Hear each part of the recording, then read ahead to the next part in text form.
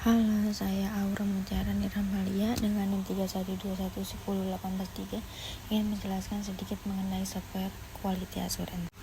Software quality assurance adalah proses sistematis yang bertujuan untuk memastikan bahwa perangkat lunak yang dikembangkan memenuhi standar kualitas yang ditentukan.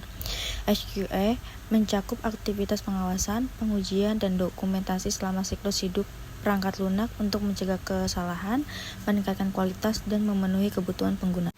Berikut ada komponen utama SQA. Yang pertama, perencanaan kualitas atau kualitas planning. Menentukan standar kualitas, kebijakan, dan prosedur yang akan diterapkan, lalu mengidentifikasi metrik kualitas dan kebutuhan penguji. Yang kedua ada pengendalian kualitas atau quality control. Melakukan pengujian perangkat lunak untuk mendeteksi bug dan masalah lainnya, selanjutnya menganalisis hasil pengujian dan memberikan umpan baik kepada tim pengembang.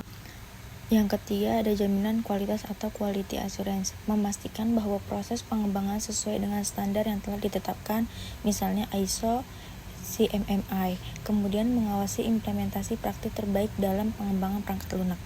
Yang terakhir ada pengelolaan risiko, mengidentifikasi potensi risiko yang dapat mempengaruhi kualitas perangkat lunak, kemudian menyusun rencana mitigasi untuk mengurangi dampak risiko. Selanjutnya ada tahapan dalam SQA.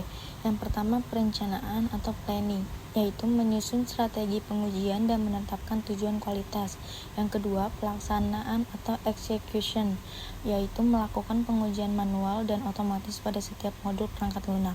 Yang ketiga ada pemantauan dan evaluasi, yaitu memeriksa apakah perangkat lunak memenuhi kebutuhan pengguna dan persyaratan teknis. Yang terakhir ada peningkatan berkelanjutan atau continuous improvement, yaitu menganalisis kelemahan dalam proses dan memperbaikinya untuk proyek mendatang. Lalu ada manfaat SQA. Yang pertama, memastikan perangkat lunak bebas dari bug dan kesalahan kritis.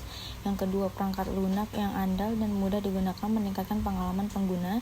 Yang ketiga, mengidentifikasi dan memperbaiki masalah lebih awal, mengurangi biaya perbaikan di tahap akhir.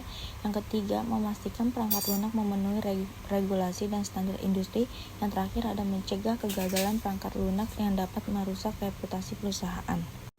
Di sini ada contoh praktik SQA dalam pengembangan sistem. Contoh kasusnya itu pengembangan aplikasi m-banking.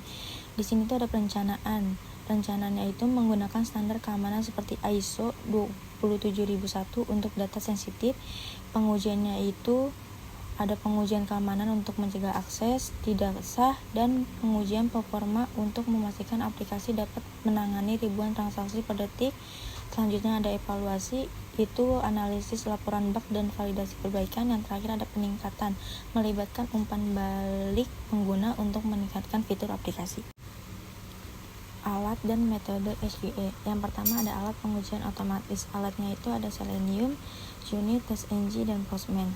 Yang kedua ada manajemen bug dan pengujian. Alatnya itu Jira, Bugzilla, dan TestRail. Yang ketiga ada metodologi pengembangan. Alatnya itu Agile, Scrum, dan Waterfall. Yang terakhir ada metrik kualitas. Alatnya itu jumlah bug yang ditentukan, tingkat kepuasan pengguna, dan waktu respon aplikasi. Kesimpulan dari semuanya yaitu SQA adalah komponen penting dalam pengembangan perangkat lunak untuk memastikan bahwa produk akhir memenuhi kebutuhan pengguna, bebas dari bug, dan sesuai dengan standar kualitas. Dengan implementasi SQA yang baik, perusahaan dapat meningkatkan reputasi, keandalan produk, dan efisiensi proses pengembangan.